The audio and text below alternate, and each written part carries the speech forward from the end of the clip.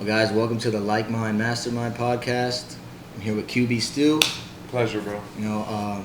Millionaire trader, professional football player, marketer. A lot of good things. I've been looking up to you for a long time, man, and thank you. Appreciate you coming out here, bro. I really do. But yeah, I took some notes, had some questions. But basically, pro retail trader, pro quarterback, and arena football, college football. Pro networker with Sway, a pro educator for trading, investing, just a professional, positive, creative influencer, and a pro sports bettor even. I saw that was pretty dope. I was like, man, this guy's always doing something, But what I liked is that in everything you do, you kind of like have a message for people, and I think it was you have like a message, you have like a purpose. You always want to like bring people together, educate them, just like in whatever you do, you try to like help people basically. What got you like into that? Honestly, bro, I think it has to do with like how I was raised. Both my parents have really had like some of the biggest hearts of anybody I know in life, and I just genuinely want to help people. Like, I don't know, it's just, I guess it was just my heart for people. Yeah. Like, when I see people, a lot of time I see myself in them because, as you know, like whether it's the Vegas video where I had $3 or me working at Target or even my JUCO days of like, I gotta try to like chase this dream and make it work. And I just have a heart for people.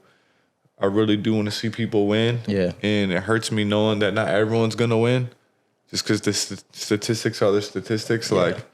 But that's what I've come to realize is even if they don't win big financially, if I can help people understand how rich they are without money, that doesn't mean we shouldn't still like try to get to the bag. But it's just like if we really focus on gratitude, then that will change our attitude.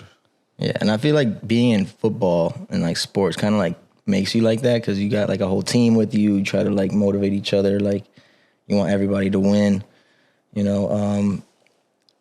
What abilities did you know that you had like growing up? I was always like a class clown. I had a severe like ADD. And me too.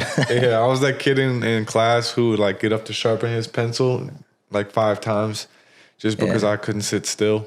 But just creative, funny, athletic, but the people I grew up with were always way more athletic than me. So it's not, I don't really ever view it like I was just some Bo Jackson or something. Yeah. Or you are tall. Yeah, I'm tall, but even that, I wasn't the tallest person in my class. Like I'm above average height, but you had the drive. Yeah, the drive and the chip on my shoulder, and just growing up in the Northern Virginia area, it's like the DMV area, it's such a melting pot. And just being around so many different like cultures and ethnicities really gave me like such perspective. Yeah. And what did your parents do? My dad was a firefighter and my mom was in risk management. Oh, so she was kind of like in trade. So basically, her most recent job that she had worked was she was a risk manager for the Catholic diocese.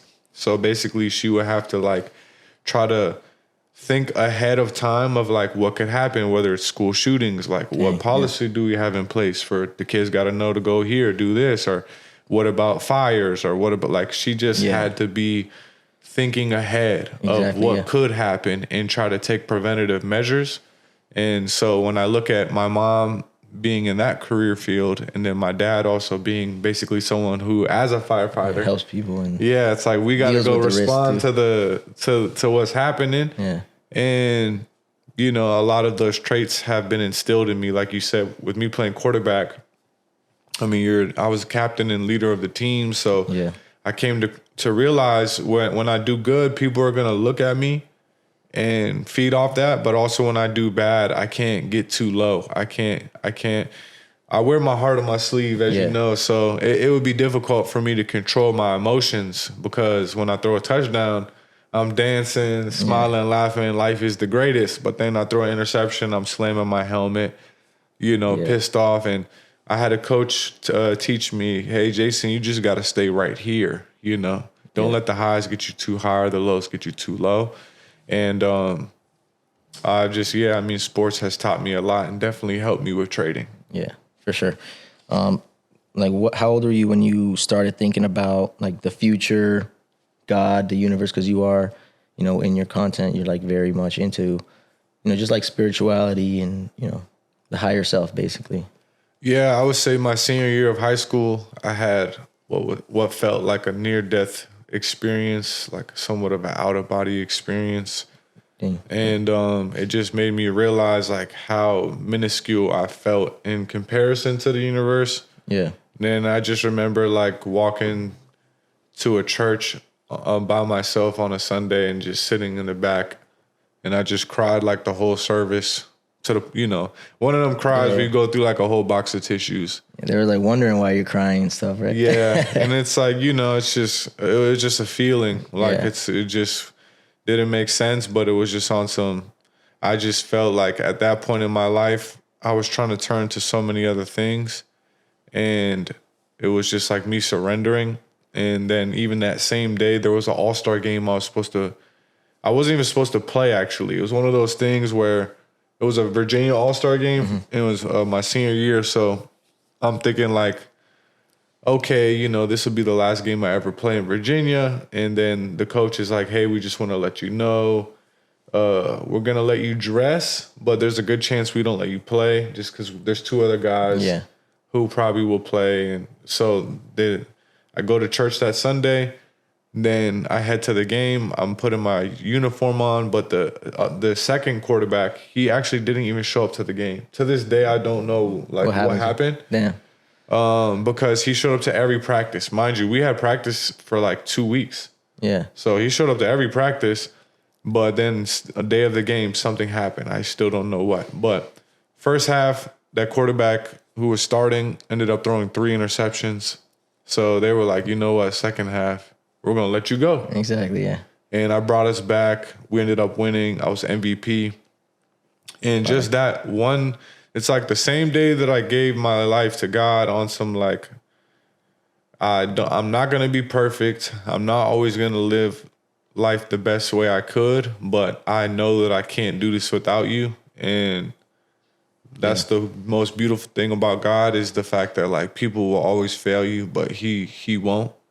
And I think a lot of time people will misconstrue, like because I speak so much about God, I think a lot of time people assume that must mean, oh, like he must just be like, this perfect guy. And it's actually the opposite, it's, but I'm still, people aren't, I'm never after being perfect. I'm after being progressive. Like if people knew what I came from, as a person to where I'm at now and where I'm hopefully going, then they would have a lot better understanding of like the real growth and development that's taking place. Because even though I was class clown, bro, like I had got expelled from 3 schools in elementary school. I had got suspended many times in middle school. And then high school is when, even high school, I got suspended 2 or 3 times. But football and basketball and track, just sports in general, were the one thing that like made me really start to hold back on some of my like impulsive, just because I had anger issues, It's like I was dealing with a lot, just even to this day, still dealing with a lot, but I've learned how to better manage my emotions, which in trading, as we know, that can be tough too. For real. No, I know. Like revenge trading, like trying to just like put all your chips in like one basket, just like kind of like self-sabotage in a way. That kind of like messes up. But I definitely can relate because in school I got in trouble a lot. I, moved around, got kicked out and all this stuff, But definitely sports helped me out. Just being competitive and trying to be good at something, I guess like kind of like helps you just keep going. Absolutely. What did you think about and how has it changed since then? Like as far as like God works, like your progressive like feeling or, thoughts on like what God and the universe and stuff like that. What do you feel like now? I mean, still the same way, you know, it's just, like I said, it's a never ending journey, you know. I've had so many people in my life basically like be there in the season, and then as the season goes by, they're no longer there. And it's like they serve their purpose, and I'm sure I did too. And as we change, so does our surroundings, you know, which is also people. But once again, like the common denominator still has to be God, like just trusting, have faith. Yeah, that's why I love like the scripture where it's like walk by faith, not by sight. Because if I was walking by sight, even in that Vegas video, you know, where I'm walking against traffic, it's like then my optimism would have been nothing. You know, it's like when you have a vision, not everyone's gonna see the vision but you. But that's why God gave you the vision. If it was for them to see, He would have gave it to them. Yeah. So it's just really important that you like protect that idea and that vision that He gives you, and then every day just do your best to try to get one step closer. Because a lot of time as the progress is happening, we don't see it. It's like the same as when you hit the gym. If you look at yourself every day in the mirror, you're not going to really start to notice a difference truly until like 3-4 weeks. And there's going to be other people most of the time that will start to point out the differences because you're not going to notice them. So, you know, it's stuff like that where even mentally it's a lot physically it's easier to see a difference because you can look in the mirror, but mentally it's a lot tougher to see the growth until other people start to point it out. Yeah. When it came to taking risks and trading and in life, you know, what are some mindsets behind it? We kind of already went over some, but. Yeah, I mean, just in general, bro, like, I get hyper fixated on whatever it is I want to accomplish. And I just look at, like, staples in my life. Like I said, high school, no scholarships. Went to junior college, became #1 quarterback in the nation. Go to Memphis. It's like, okay, check that off the list. Because there was a lot of people who said, you're not a D1 player. And there was even times where I had D2 scholarships, but I chose not to go because I believed that like so much in that vision. Yeah, you wanted to have, I guess, like a fighting chance against like the top people. 'Cause you're a dog, right? You're just like, yo, give me a chance and I'll come up. And you don't know until you know. Like there's so many people who would rather just sit on the sideline and like watch someone else shoot the shot or whatever it may be. And I don't know. I didn't want to end up at the end of my life and feel like I had all these regrets of like what could have been. Because I just would rather have said no stones unturned. Like at least I went after it. And then the same thing happened with trading. Where it was like, okay, now that I'm done with football, I'm starting this brand new thing that I've never heard of. I have no idea how this works. Yeah. And how'd you learn about it? 2017, June 26th, I was stocking shelves at Target from 2 a.m. to 10 a.m. in Denver, Colorado, living with a millionaire. He was a first-round draft pick for the Denver Broncos. Paxton Lynch? Yep, yeah. Paxton. And I was stocking shelves for maybe like a month, and I started Googling ways to make money online. And like work from home was like a hashtag I typed in on Instagram. And then I saw this 18-year-old kid who was flashing plane tickets. He wasn't flashing money. He was just showing like how he was traveling. Yeah. And that's what caught my eye. So I said, what do you do? And he said, I trade Forex. And I thought it stood for fake Rolex. That's how little I knew. Trade Forex. I thought he was like slinging fake watches. That's funny. And he basically told me that there was a 7-day refund period on the course. And I took it, and by day 3, like I realized, oh, this is real. And I remember that weekend I loaded money up, and then the next week I made like $7 on a trade. And I went to go withdraw. I saw that the money came out, and I was like, oh, wow. So like the same way I made $7, had I made 70 or 700 or 7,000 or 70,000 or 700,000, you know, or 7 million. And I say these numbers because that's what you were thinking about. Yeah. Well, it's just in general, like I've been checking the boxes off these numbers, bro. Like on some, I didn't get into it thinking, oh, I'm going to have a trade where I make $700,000 in one move. But you know what I mean? It's like, and now you literally have that right now. In reality, it's basically happening. So it just goes to show like the evolution and the scalability of trading is crazy. What always like captured my mind around it, because I was like, this is a video game. If I learn how to play it, then I can not only make a lot of money, but also have time freedom.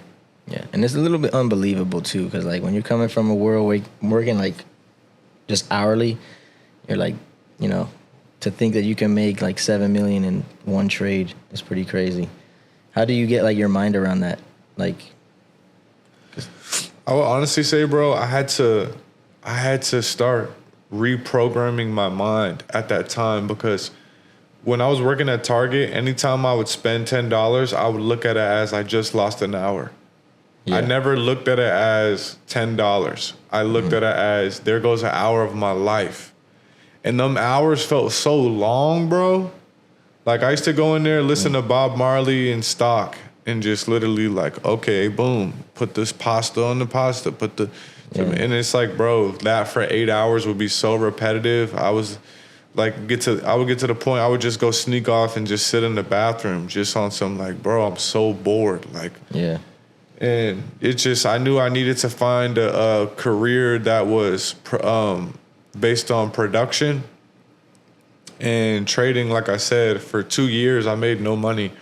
I had a lot of friends that told me it was a waste of time, that it wouldn't work, that it was a scam. I mean, you name it, you know, you hear it all. But I think that was a season of my life where, I mean, I was so used to having people support me, especially with football. It was like so much easier to support because people knew what it was. Like, oh, you play football. I hope you do well. But then I'm in trading, which is just as hard, if not harder. Yeah. And I do well or have flashes of doing well, and it's like you go to show someone and they don't want to see it, or like, what is that? Nah, you know, just no reaction. And yeah, it just was tough, you know, because it's like I knew how much work I was putting in behind the scenes. And by work, I'm talking about back testing. I'm talking about so watching courses, learning about technicals, fundamentals, just ingratiating myself in trading.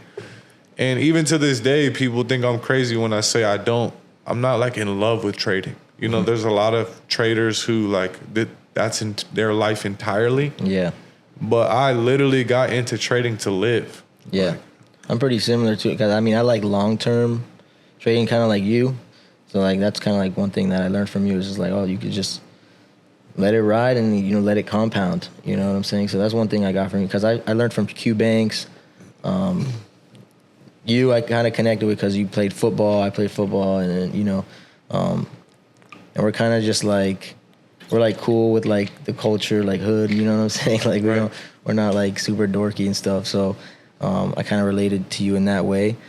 And then also this other guy, Sammy or whatever, but I don't know if you know who that guy is. He's like Sam9. Yeah, I never met him, but I've definitely seen his content though. Yeah, I learned a lot like with the fibs with him. But you also use a lot of fibs too, right? When did you like come up with your own, like not really come up with your own strategy, but when did you know like, all right, like I could do this by myself?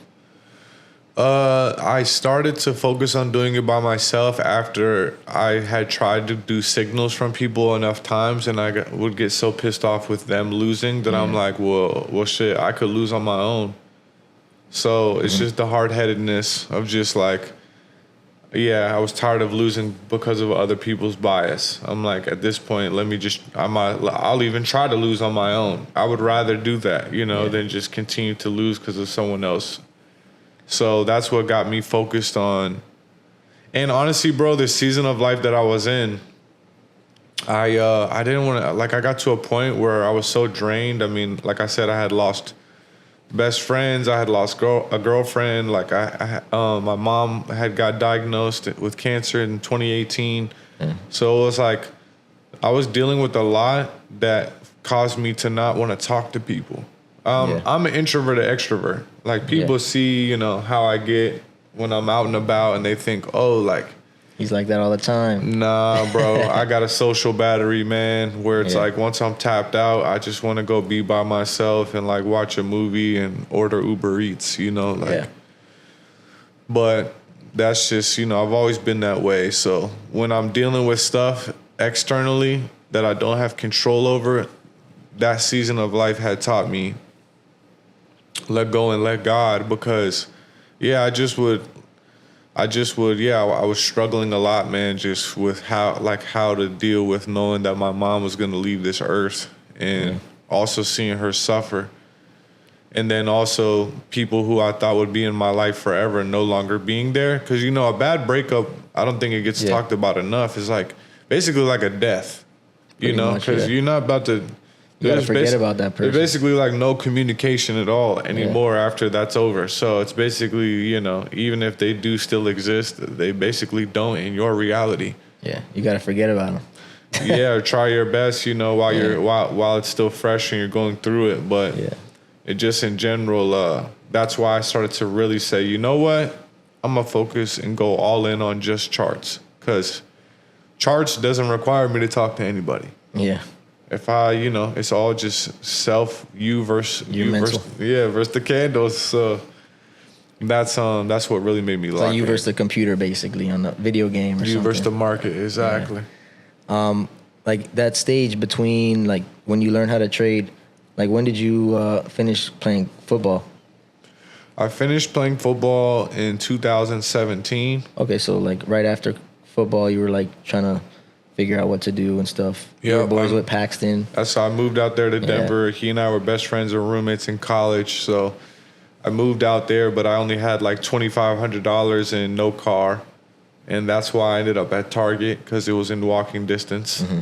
But it would be stuff like that, man. I don't like the cold. You know, we're in Miami. It's nice weather. But in Denver at 2 a.m., well, really like 1:30, because it would take me 30 minutes to walk there. Like, you know what I mean? It's walking into Denver. 0 degrees. Yeah, I used to live in Colorado from like 5 to 13. My sister moved back out there. But yeah, it gets pretty, it doesn't snow as much, but it gets like dry, and like that breeze is just like cold to the bone almost. It was just very depressing, bro, for many reasons. Like, excuse me. It was depressing because like you have this identity crisis when you're done playing sports, because for so long, even my name, QbStew, it's like quarterback is a way of life for me. It's like I fell in love with it so much where I still, you know, do reactions and stuff and breakdowns of players, and because it's just I really am that passionate about the position. But it's like once I was done playing football, then now I'm basically broke. Starting over, basically. With no car, starting over. It was just on some like, and then the fact that I'm at Target with high schoolers and they're on some, hey, like, I'm like, what are y'all working here for? And because this is the summer. This is like their summer. And they're on some like, oh yeah, no, we're doing this to save up for college. And I'm like, I have 2 degrees and I'm in here with you guys. And like, I wouldn't even tell them like who I lived with or you know what I mean? It's just because at that time it was like, it's just embarrassing almost. Well, yeah, just in general, it just was like. It's a good thing, but it's a bad thing. Yeah. Yeah, and then there's the whole Kevin Hart, like he did a whole stand-up skit on having friends that have way more money than you. Like he was on some, this is why I can't hang out with D-Wade and LeBron. Yeah. That was where the way my bank account set up. Yeah. It was from that. Yeah. So it's like, when I was living with a millionaire, of course he could basically do whatever he wanted when he wanted. But at the same time, it's like, even if he would look out and pay for things as a man, it didn't always, like, I was his big brother in college.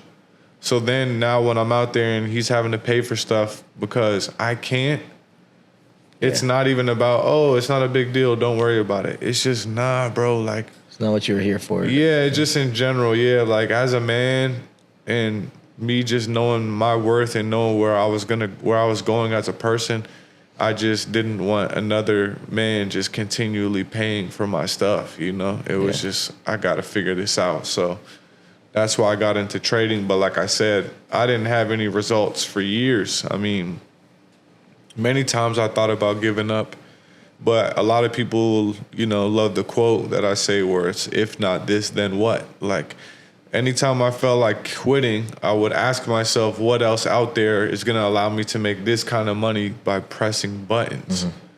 And that would just always get me locked back in on like, okay, you might have had a bad trade.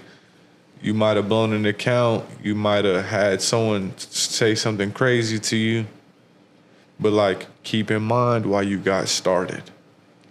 What are some aspects you take into mind, like when it comes to trading, like making a trade? Like what are some things you look at?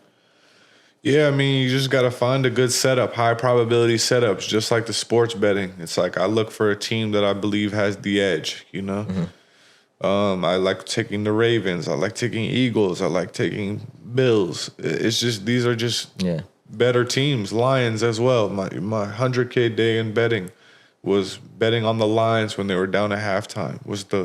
That was a three different games I bet on that day. But it's just the whole I feel like I know more about football and basketball than I do about the Bank of Japan, and it's like, that doesn't mean you still can't have success in both. Yeah. But what's cool is when I got into sports betting, I was just applying the psychology that I had already built and established from trading. Yeah. And even the risk to reward, the entries, right? Because it's like I would take a favorite at plus money if they would go down early. Just on some like, now we have a better line, a better entry. Exactly. Yeah, better. Yeah, exactly. A nice retracement or something. Yeah, like taking a trade and drawdown. But the nice part is, if we didn't take a bet before the game, then that's our first entry. So that's like the whole, sniper entry. Or you're like, this is like the numbers aren't good. Let's wait. Maybe they get down. 100%. Yeah. That's what I'm looking for almost every time, unless before the game is already plus money. Then so you're looking for good entries during the game. 100%. Mostly. And live betting is just, it allows you to watch it and get a feel for, who's playing, how are they playing. Because it's emotional, right? Mm-hmm. Yeah, I mean, but the nice part is, like with trading, you can take a trade and then still get slippage. So even if you put your stop loss in somewhere, if there's like a news event or something and price basically drops or pushes up so fast that the server can't actually take you out, then you actually end up sometimes negative. So whereas with betting, it's like, I know if I bet 10,000, then the most I'm gonna lose is 10,000. Yeah, no, that does suck though. I've had that where you like it takes you off like almost triple your stop loss. You're like, damn, what the hell? it can't. The order can't execute fast enough because just the price feed had moved so fast that it can't just naturally take you out where you have your stop. Yeah, I do see a lot of traders now. I know like My Life real quick. He like does like a lot of the sports betting too. But Sway, how long have you been in Sway? 2.5 years now, maybe 3 years. Okay. Probably going on 3 years. Where do you like see yourself going with them? To me, the biggest thing I always say is like, if you find yourself where you made a lot of money, but you're at a table with people you don't want to be with, then did you really win? Mm-hmm. And when you can do both, when you can make a lot of money together with people, but also like know that these are good guys and like they're solid, they've always been loyal, like genuine with me, then that's when I know I'm with the right team. And so, there's some guys on Sway that I really created a great bond with. And Drew, right? Yep, Drew. Izzy. Drewzy, yep, yeah. Drew, Lewis Neal, like you said, Ryan. I went to high school with Drew. Okay. Freshman year, yeah. Yeah. And Parkway Academy, some school that closed down. Okay, yeah, shout out to Parkway. Yeah. But that was funny. We used to take the bus together and stuff. And then one random day I was doing network marketing. I was recruiting this guy, Thomas, who now is like with Andy Elliott. I don't know if you know Andy Elliott. Mm-hmm. He's like some big time sales guy. He's like his best salesman. I met Drew there in the clubhouse with Q Banks. Okay. And that story's gone crazy too, right? But it's just a crazy thing, like small world, What are some mindsets you've learned throughout the journey that help you remain focused and just like growing every day?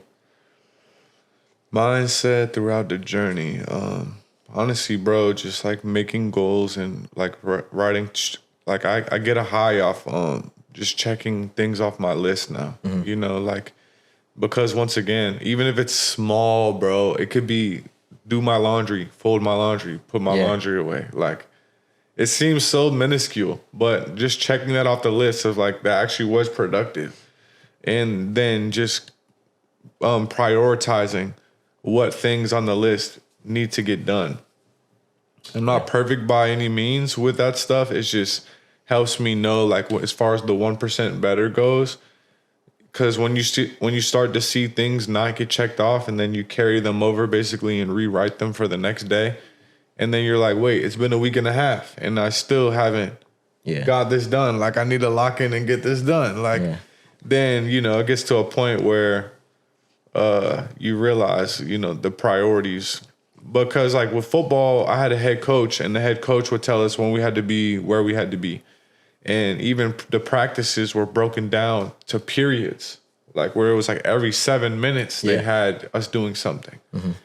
So that's when I came to realize, when I was done playing football, who's going to be the head coach in my life that basically tells me when I have to do this and actually do it. Yeah, being efficient as possible.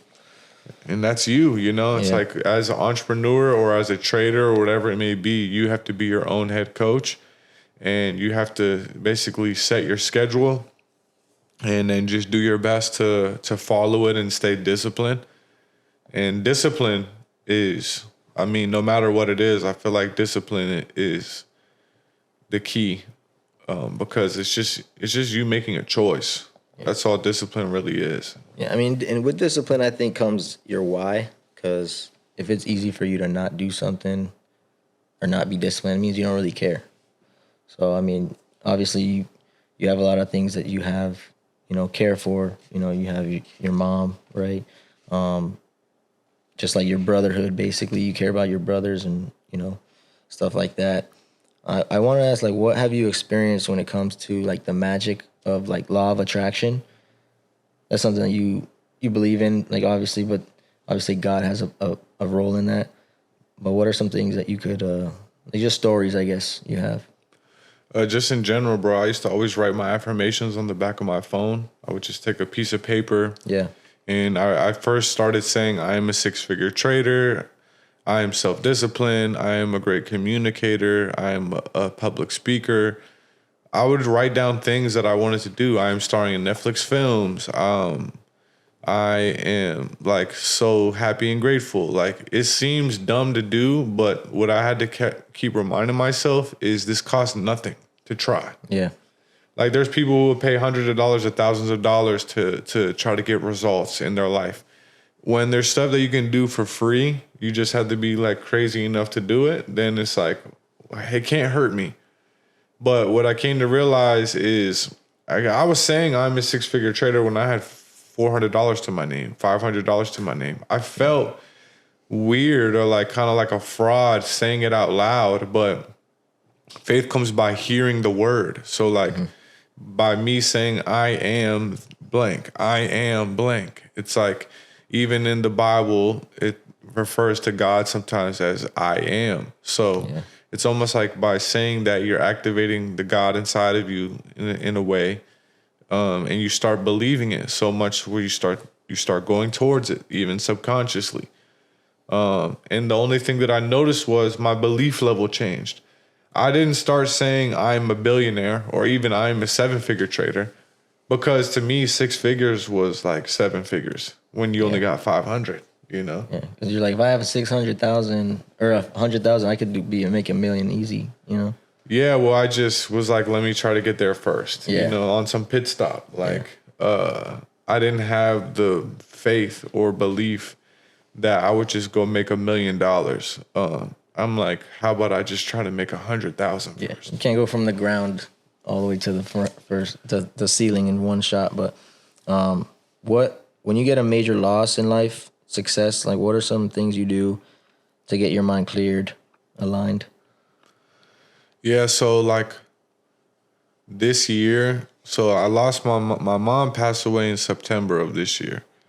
So when I think about a major loss, the first thing that comes to my mind actually has nothing to do with money. Yeah. And in the same sense, that's also why, as humbly as I can say, I really don't give a fuck when it comes to the trades, because it's like, yeah, it's just money, bro. Yeah. Like, as crazy as that sounds, and I don't want that to come off the wrong way. Mm-hmm. It's just, that's why I keep saying is like, it's the people in your life that make you rich. And like, whether it's a dog or, you know, it just... Yeah, it just makes more meaningful, purposeful. Yeah, like there's nothing wrong with trying to get to the bag, but I love that the Bible says chasing money is like chasing the wind. You can never catch it. So I'm not necessarily chasing paper, but yeah, when I deal with a loss, you just got to reset. You know, even with this specific loss, I know it will never heal. I'm just learning how to like cope, you know, learning how to deal with it. But the biggest thing is don't sit in that loss too long. And keep harping on it, keep focusing on it, because you'll find that you start to repeat a cycle of what you talk about and what you focus on. And that's all the more reason why affirmations and all that like stuff. Like a new motivation or something like that. Because I guess the money, like people go after money because they have a purpose, because they have a why. Right. You know, no one really goes after a bunch of money just for no reason, unless, I don't know. But yeah, I guess that definitely does make a lot of sense. But yeah, you've definitely impacted the younger generation with trading, football. But even now, like you do the football practice, like the one-on-ones. How did that come out? That's pretty cool. I mean, I've seen them. They're literally like big now. I think I saw them like on a big commercial. Yeah, Destroying. He and Coach OTB had been doing the one-on-ones for years now.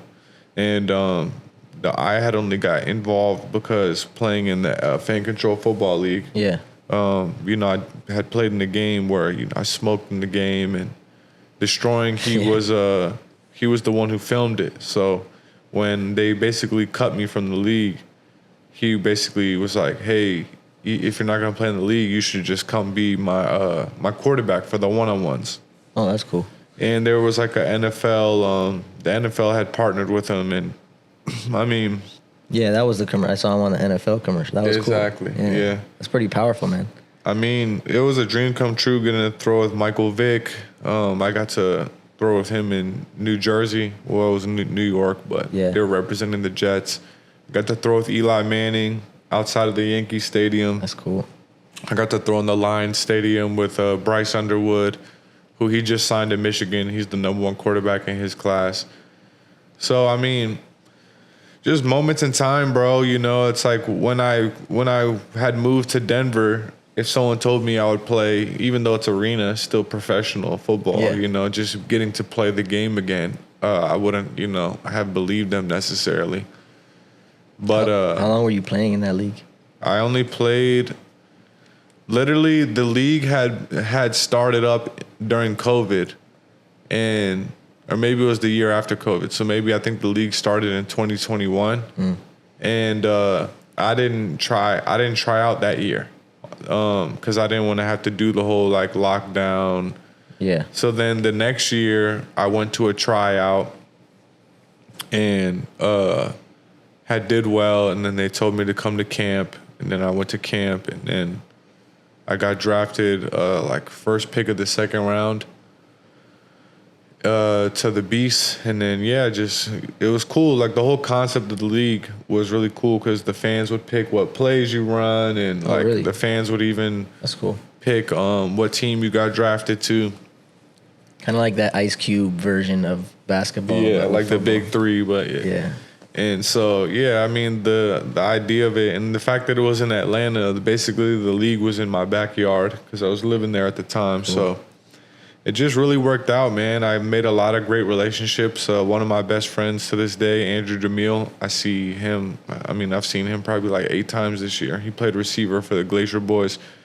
But what was so cool about the league is you eat breakfast, lunch, and dinner basically with every player on every team. Like, because it's not separated, you know, like NFL. That's pretty cool. The Vikings eat with the Vikings, you know, and at Fan Control, everyone ate in the same hotel, in the same cafeteria, you know. So even after the games, like we would all see each other at the same bars. Like it just was like it didn't really necessarily feel like you were going against another team. Everyone just felt like homies, and like a football camp or something. Yeah, basically. Yeah. It's just you just knew you were depended on which jersey you were putting on, and so getting to play with Johnny Manziel, that was really cool. He and I played both on the Zappers at the same time, and even how I ended up on the Zappers, I got traded for Terrell Owens. So, really? You got traded for Terrell Owens? Yeah, that's cool. That's actually how I got my blue check on IG, was because Bleacher Report had they incorporated my name as far as the trade was concerned. But that's pretty badass. Yeah, man, moments in time, bro. Moments in time, truly. What do you look at in terms of stats and circumstance when it comes to betting? I guess you said that you look at like, do you have an analytical knack for it based on growing up? I guess you kind of answered that. Well, I always stayed away from betting. I never knew what plus minus was. None of that really ever made sense to me. Yeah. I had a friend, my boy Wilson, he was begging me to get into betting for the longest time. And I was always like, nah, bro, I'm gonna stick to trading and what I know. And it was actually a friend of mine. She was like, it was during the World Series. She was basically telling me, like, hey, if you put money on the Yankees and they lose, I'm gonna be mad at you because you're bad luck. So I was like, oh, I'm bad luck. Back to the hard-headedness, you know? Yeah. And then, it's just like I took it personally and wanted to show her that I'm not bad luck, and that, like, if I put my mind to something, that I really will go crazy. And I put $6K in my DraftKings account, and then actually the first bet I lost. I had put money on Arizona State beating Cincinnati at Cincinnati. They lost. Yeah. But that's my quarterback coach at Memphis is the head coach at ASU. So there was a little like an emotional trade. It was but at the same time he just won Coach of the Year. Oh, cool.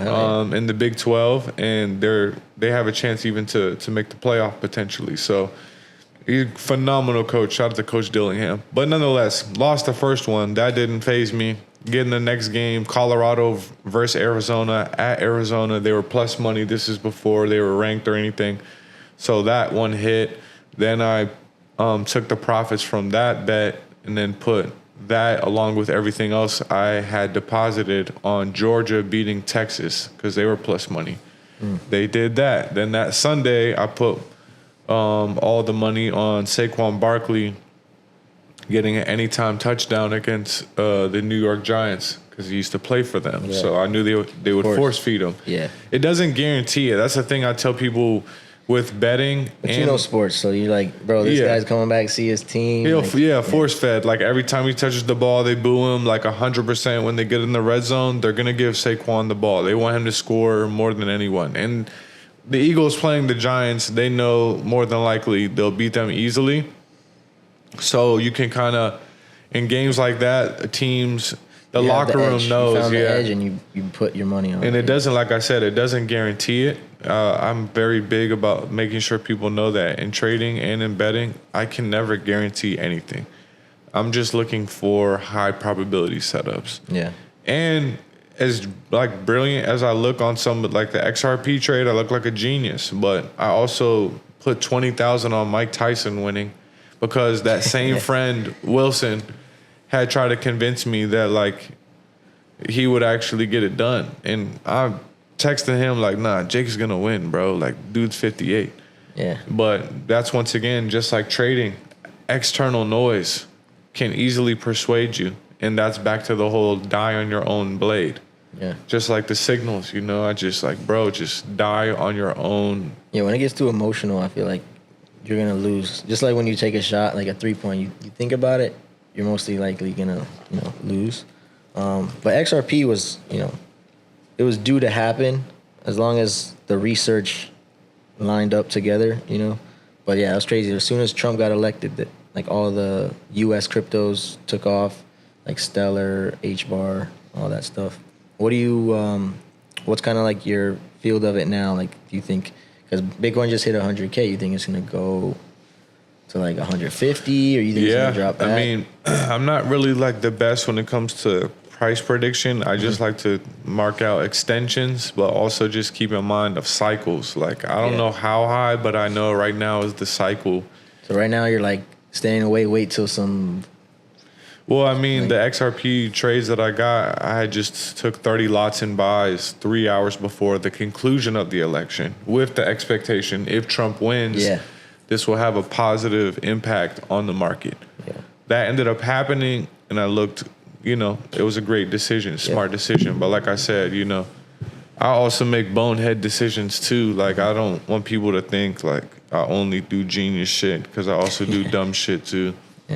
But with that being said, it's like I love when Gary Vee talks about how he passed up on Uber because his best friend had brought it to him, pitched it to him, on some like, give me $20,000 in seed money, and you know that would have made him crazy bread, probably one of his biggest investments ever. And he has to live with knowing that he passed up on that, you know, or that he made that choice, he made that decision. So it's just like in sports, you know, when I throw a touchdown, people probably think like, bro, this man Stu is so cold. And then when I throw an interception, it's like, he sucks. He like, bro, get him out. Like, and you just have to do your best to, once again, just deal with the ebbs and flows, because when you win trades, you're going to feel like you can't be messed with. Like, oh man, I'm Neo in the Matrix. But then when you go on a losing streak, you start to question whether you even know anything about trading, you know, and same thing with betting or anything else. I guess that's good in a way, because you always want to be like, you never want to be too sure of yourself and never want to be like too unsure. So as long as you're like being teachable to yourself, I feel like that's a definitely a good thing to be, because you never want to be like ignorant or like arrogant, you know. With like helping people and stuff like that, through like education, through, you know, football, trading, marketing, like where do you see yourself, like, I guess in the next 5-10 years? Like, what are some big goals you got? You know, right now, man, I'm in a season, like I said, you know, I moved home to take care of my mom November of last year, and then now it's just... Where does she live? Northern Virginia. Oh, okay. That's where I was born and raised. Yeah. And it was one of the best choices I ever made, just getting to like hang out with her every day, spend that time together. But it's like, I'm still dealing with the aftermath of, you know, trying to get all the estates and affairs and everything all handled. But beyond that, bro, I look at every place I've ever gone in life was for a reason, you know? It's like I went to Kansas for junior college to, you know, chase those dreams. And I went to Denver with Paxton. And then, you know, then I went to Erie, Pennsylvania to work with my dad. And then I moved down to Atlanta on some, like, I needed a new environment. It's just every place. And then even most recently moving back home to take care of my mom. I'm really just trying to figure out what's next, you know? I enjoy the sports betting. That's because I'm going to watch the games regardless. But now if I can make money on them, then now it's like, seems better, you know? I'm like, okay, wow, not only can I enjoy the game, and I don't have to bet on every game either, too, you know? I'm very picky. Yeah. I'm very picky. You like to be smart. You like to be like a sniper. Exactly. Selective, just like with trades. Like, that's the same reason I could never do a signal service or something, because I don't take enough trades. Like, people, like, I might take one trade a month or 2 trades a month. Or it'll be like that same trade that I'm holding, just maintaining. And it's like, I don't need to take another trade until I'm looking at something else or another pair. Yeah. And because I do content creation, because I still, you know, throw, and because I still do the betting and trading, and, you know, there's a bunch of different things, so much traveling like too. Together too. Right. That I'm to the point where I don't necessarily like just want to sit down and be trying to take 4 trades a week. you would have to do that in order to like do. I mean, you did even have like a funded thing, right? And then you took that. Like, I mean, they're sway funded, but oh yeah, that's true. Myself personally, I've when it comes to trading, I've never did a funded account. I've had investors. Some investors it went well. Some investors it didn't go well. And then most of the time now, just my own capital. Just because then it's like you make all of what, or you keep all of what you make, and just less stress too, because nobody to report to. Like if I want to go all in on something, I can go all in, and that's just my choice. Yeah. Well, I mean, is there anything else you wanted to add to? Honestly, bro, I appreciate your patience with me, man. It's Art Basel for the people who don't know watching. It's crazy here in Miami during this time. And I mean, been one thing after the next for me with like the car breaking down and all types of stuff. So I'm glad we finally got to sit down and do this. It's cool too because we met Art Basel of last year. Yep. So it's a year's time. So I got this hat. Yes, sir. Sway. And it's just cool because time reveals all, you know. It's like I love time stands for things I must experience. So I just keep that in mind when I'm going through life, whether it's good or bad. This is something I must experience. And I just try to figure out what is the point of me experiencing it? What am I supposed to learn? What am I supposed to take away? And even our mess ups, bro. That's what's so cool about it is like when we stumble, like when you look at the Bible, there's so like every person outside of one is imperfect. Yeah. You know, you name it. We could go down the list of every person. It's like they all mess up and do terrible things. They sin. They fall short of the glory. That doesn't give us a free like pass to do it, but it just goes to show you like give yourself grace. Humble yourself, like just like grace as in don't beat yourself up so much. Yeah, because it's on yourself, right. Like still keep yourself accountable the best you can, but just understand that like chasing perfection is not doable. So when you do stumble or fall short, just understand His grace is what's gonna pick you back up and wash you clean, you know. And I'm just truly grateful for that. That's all the more reason why I love bringing God up, because I know how far away from Him I feel at times, but I know how much He's changed my life. And that's, you know, it's nothing I say or do.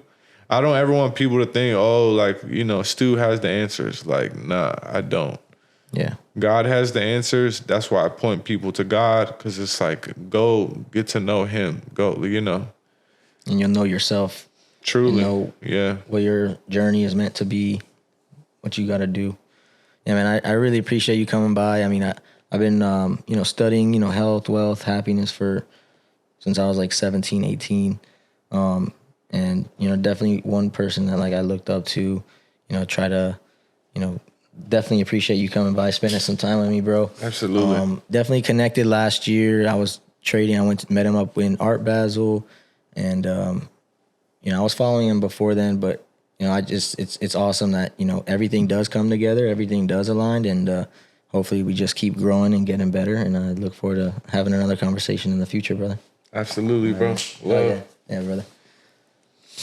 Hell yeah, man. Perfect.